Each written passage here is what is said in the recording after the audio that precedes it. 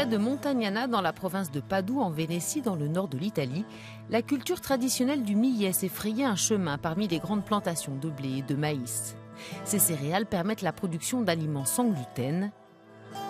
L'une des exploitations de la région a suivi le projet européen ReCereal qui vise à réintroduire la culture de l'avoine, du millet et du sarrasin dans les Alpes italiennes et autrichiennes.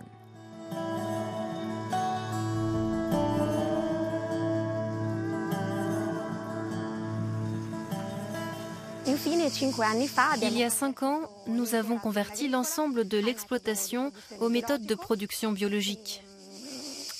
Et nous avons décidé de destiner les terres aux cultures mineures, comme le millet, qui se prêtent bien à ce type de méthode.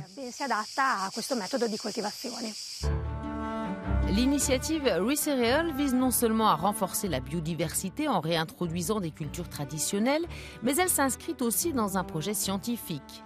C'est à Trieste qu'est implanté le centre de l'entreprise Dr Share, leader européen de l'alimentation sans gluten. Depuis plus de 2 ans, cette société analyse les propriétés génétiques, agronomiques et nutritionnelles de 10 variétés différentes de sarrasin et de 12 autres types de millet.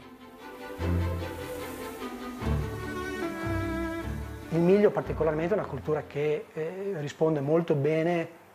millet en particulier est une culture qui réagit très bien, même dans les conditions de stress, comme par exemple la grande vague de chaleur et la sécheresse qui frappe l'Italie, mais aussi toute l'Europe cette année. Un problème d'ailleurs récurrent. Le projet ReCereal a été lancé en 2016. Son budget total s'élève à plus de 1,3 million d'euros. Près d'1 million provient de la politique européenne de cohésion. Cette coopération transfrontalière italo-autrichienne implique des institutions de recherche, des entités publiques et des partenaires privés. De nouvelles technologies sont également mises au point pour optimiser les cultures et fabriquer des farines de sarrasin, de millet et d'avoine présentant des caractéristiques particulières. Objectif, promouvoir leur utilisation dans la production d'aliments sans gluten, mais aussi traditionnels.